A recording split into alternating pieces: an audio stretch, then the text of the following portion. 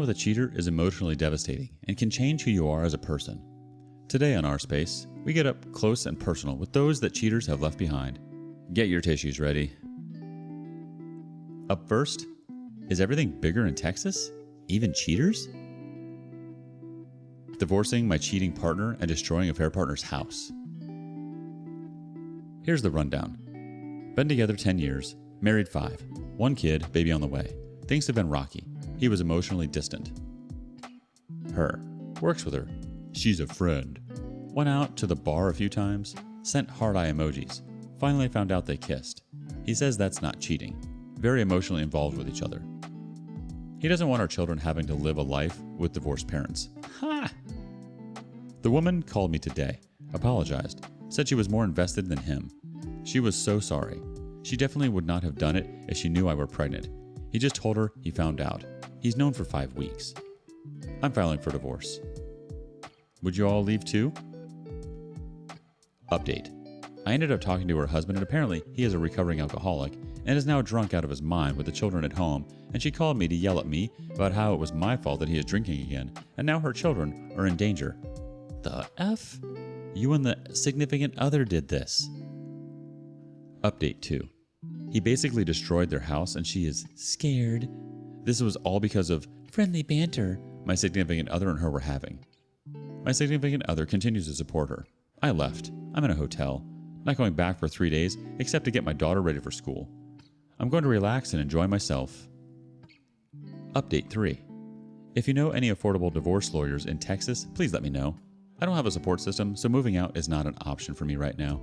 I also don't have a great job as I took a 50% pay cut to be able to work from home to spend more time with my daughter. I have no idea where to go from here. My family lives in Missouri. Taking time for yourself, OP, is the best thing you can do right now. It will allow you to decompress. It will also allow you to collect your thoughts and grieve the situation. Pain is pain. A time limit will not diminish the hurt or betrayal you felt after being cheated on. Grieving is an additional process that takes time. New relationships and other distractions will not make it go by any faster. Take time to think about what you want out of life. You need to be completely honest with yourself. Moreover, it's unbelievable that she called to harass you about it all. I'm so sorry that this is all happening while you're preparing to have a baby. I'm so sorry you've been uprooted. You're already taking the right steps for you and your children's happiness. Let us know what your first steps would be in the comments below. The community obviously has some thoughts. Struggle City starts us off. Wow, he really tried to justify it. And hell yes, you deserve so much better. If he didn't want your children to live a life with divorced parents, then he shouldn't have cheated. Sounds like he lies to the both of you too. What a piece of crap. The OP responds, that's what I wanted her to understand too. She's an idiot on various levels. Our next thought from ETAC No. Yes, since he's not remorseful. If he thinks that what he is doing is not cheating, nothing will stop him from doing it again. So, she apologized because you're pregnant and not because he's married with a child? Yeah, he and the affair partner deserve each other. Next comment from FE02333. Your best bet is to leave. He has gaslighted you about them kissing and the woman knew he was married but drew the line when she found out you were pregnant? I'd leave because if you don't, you'll always wonder if he is doing it with someone else. Next comment from Hawk3. Oh gosh, you are my hero and a superwoman. You are so strong. This was a pretty awful situation, but you got a clear picture into his character. Yes, let her have him. Don't give her any more info about him. She may reject him, and then you might be stuck trying to get rid of him again. From experience, if you divorce when kids are toddlers, they generally will have minimal memories of the time pre-divorce. My kids tell me they have no memories. It will be easier to do so now than after the birth. Up next, this mommy made a bad choice and now she pays the price. My family was torn apart by my mother's affair. Seeking advice, I guess.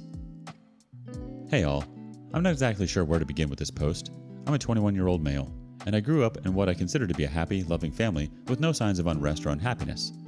But in August of 2020, my mom, 50 female, was caught in an affair with her high school boyfriend by my dad, 54 male.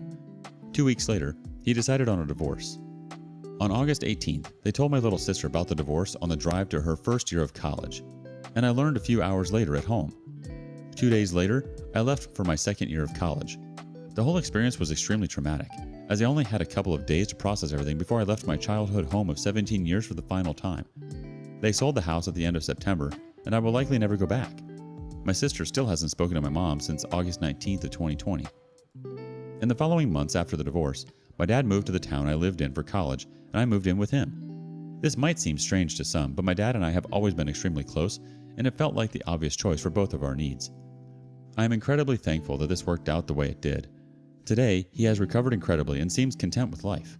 My dad and I are closer than ever before, and I have no doubt that will remain so.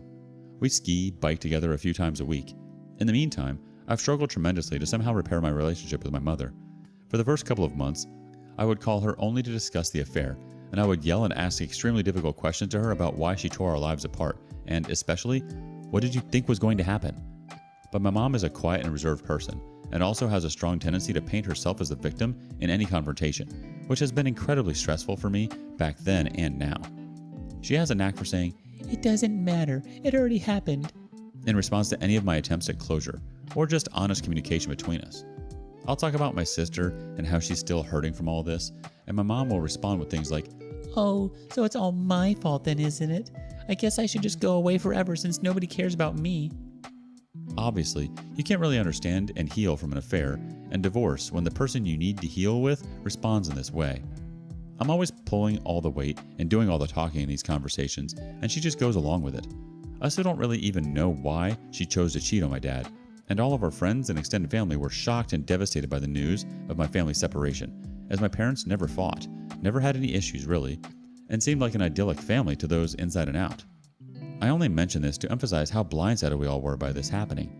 I still call my mom once or twice a week, and we mostly make small talk about anything but the terrible things that happened to us. During this time, I was also attending therapy through my school, and I learned quite a bit about myself, including that I am on the autism spectrum. I also learned mindfulness techniques, and I improved at not needing the why behind the actions of my mother. In some ways, my relationship with my mother improved because of this. At the least, my own mental health and ability to cope with my trauma and newly discovered ASD improved significantly. I stopped attending therapy when I graduated in June of 2021. In May of 2021, my mom called to tell me that she had chosen to give away my 2 childhood dogs to another family that none of us had ever met. Of course, this was a devastating blow to my already incredibly strained relationship with my mom. In theory, I could have taken them and brought them here. My family lived in Texas, but I now live in Colorado. But it would have dramatically impacted the lifestyle that I've worked hard to achieve. I felt, and still feel, that since she was the one who tore apart the dog's home in the first place, she should bear the burden of caring for them. She would never admit it to me, but the reason she gave them away was that she had moved to a nice apartment in an upscale area of the city and was unwilling to move to a place with a backyard even though she could afford it. Her apartment environment, naturally, was very stressful for our dogs because they were fairly high maintenance and had lived their whole lives prior with direct access to a backyard. I went to see them at their new home once last summer, and it was incredibly traumatic for me. Although I was happy to see them, I was mortified by seeing them displaced from where I feel that they belong. The reason I'm writing this now is that although my relationship with my mom has marginally improved over the past year and a half, I still feel like I haven't really processed the trauma I went through, and my mother seems content with running from the difficult conversations we'd certainly need to have to really heal our relationship. When I bring up uncomfortable truths or ask her difficult questions, she frames everything as if she is the victim of some great injustice, or gaslights me about the events that took place, what the responsibility she bears in them, and how valid my feelings are towards her. I still love my mom, and I'd like to have a healthy relationship with her again, but she doesn't seem to understand that I can't simply bury all of those feelings and pretend to trust her and respect her again. She ruined everything that I cared about the most, and once everything was damaged beyond repair, she took the one thing that was still innocent and untainted by the affair, my childhood pets, and ruined that too. I'm overwhelmed with grief from the loss of my family, the mother I knew, the dogs, my house, my old life, and more. I have nightmares about being betrayed by people I love. I go down long mental paths of rumination and exhaust myself trying to figure out why she did this to us, because I can't accept that she's a bad person. I'm ashamed to admit this one, but I also certainly wrestle with feelings of hatred towards women, and I'm afraid that between the family trauma and my Asperger's, I won't even have a healthy romantic relationship or a family of my own. In summary, despite the therapy and consistent communication with my mom, I still don't feel like I've healed from all of this, and the openness and trust that I need from my mother seems impossible to receive. I am never sure if maintaining my relationship with my mom is really worth it. What do you guys think? Am I justified in feeling so angry and conflicted? If you were me, would you have ever even given your mother a chance? What strategies would you use to develop a new, healthy relationship with your parent? I do love her, and I want to be close to her again somehow, but sometimes I think that's an unrealistic goal. I'd really appreciate any feedback or insights that you might have. Even if you don't have any insights for me, I've, in a way, enjoyed venting my thoughts about this through my keyboard, so thanks for reading at the very least. OP, from what you've just said, you've done tremendously well despite the cards you've been dealt. It's tremendously difficult to mourn the loss of a life you had envisioned. You are completely justified to feel angry and conflicted. Take your time navigating these emotions and these triggers. You've done so well so far, and you've even sought therapy. I encourage you to continue to do this, as this will allow you to uncover more of your feelings and emotions in regard to the situation and your mother. It's natural to hold on to anger, and everyone processes grief and trauma differently. There's never a good time to find out about infidelity, but it also happened while you and your sister were in a very transitional time in your lives, which is traumatic in itself. I think taking your time with building your relationship is best, and it's exactly what you're doing. Although it will be hard, I think working on forgiving her will help your anger towards her and the situation, OP. More likely than not, she's also going through some sort of healing of her own and has to process some things still. This explains why she's not entirely talking to you about what happened, and that's okay. Focus on you and your healing, and eventually the conversations will happen. Now it's the turn for the community to react. Terser78 starts us off. I think you are wasting time with your mother. If you didn't contact her, would she reach out to you? You realize your mother is the source of your hatred towards women, right? Combined with everything else, your mother is a severely mentally broken person. She lacks an ability to empathize with her actions. The complete lack of touch with giving away your dogs proves that. Your mother is a narcissist. Your father is better that she's no longer in his life. Your sister is too. And one day, when you recognize that nothing you do matters, you will too. Your mother will die alone. Her affair partner will one day abandon her the same way those relationships always fail. And she'll still think she's the victim. She is an abusive parent. Your father likely shielded you from much of the abuse you never recognized. Seek out some topics on abusive parents. Look at the subreddits dedicated to abusive parents. You need to reconcile that you no longer recognize this woman. The OP responds, if I didn't contact her, I imagine she would text me, but never call me. I definitely wouldn't consider her an abusive parent.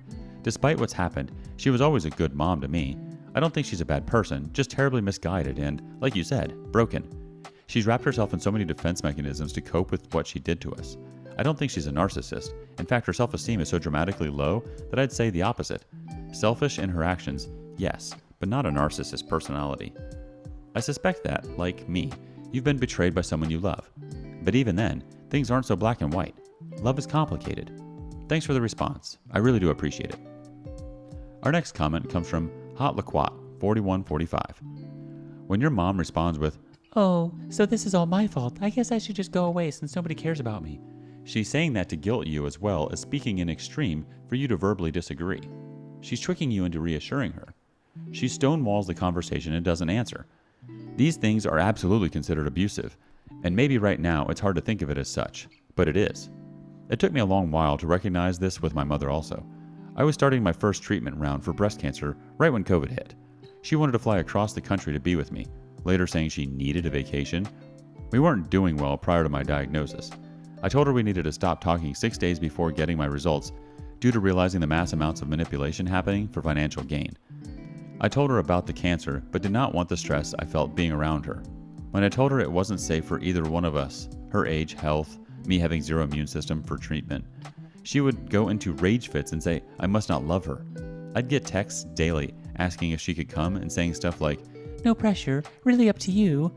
When I still declined, she'd scold me and say stuff along the lines of, "I don't know what I've done to make you hate me so much."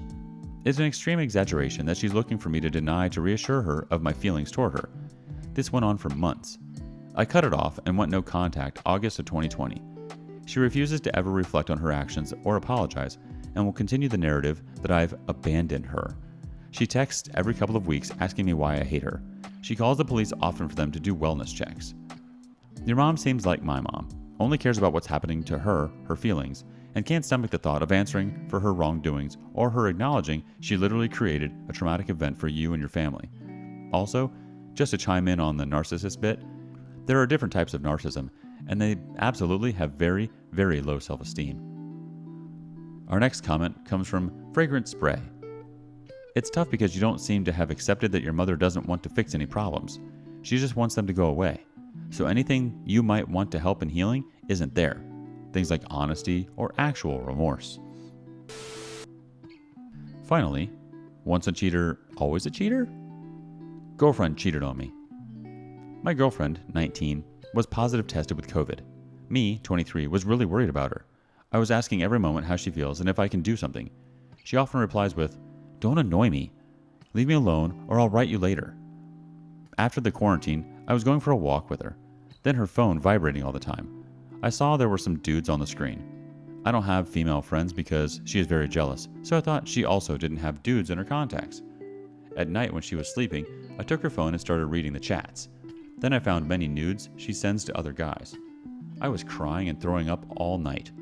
I asked her if she's hiding something, and she replied, "No, I love you. Everything is okay." I told her what I saw, and she started crying and saying that it will be a failure to leave her because she loves me and will do everything to become a good wife. We were engaged since January. Now I'm asking you what to do. I can't sleep, can't go to work. I don't think I can ever trust her again. But I also love her. My mind is destroying me, and I really need help right now. Sorry for my bad English. I'm from Germany and very, very tired. OP, if you have decided to deal with a cheater, give yourself some time to honestly think about the benefits and detriments of staying in the relationship. No matter which direction you are swaying, you need to be completely honest with yourself about your wants and needs in a relationship from this point on. If you choose to stay in this relationship, can you truly forgive your cheating partner? Your relationship will never be successful if you cannot forgive the act itself, OP. Forgiveness is a difficult road, but it can be done. This road makes it easier for couples by attending couples counseling and opening up about what each party loves and lacks in their current relationship. We've got a couple quick reactions. First, from Gerald in my butthole. Ask for the ring back. If you know her parents, let them know you are no longer with her and why. If she lives with you, tell her to move out. Then, once all that is done, block her on everything and go live your best life. You found her, you can find someone else. Is Anna Mitchell your girlfriend? Our last community comment is from Director 20530. It will be a failure to leave her because she loves you. What the F? She failed when she cheated. Kick her to the curb and walk away. You owe her nothing. Thank you for joining us today on Our Space. Don't forget to like and subscribe and hit that notification bell. Let us know what you thought of today's content in the comments below. See you next time.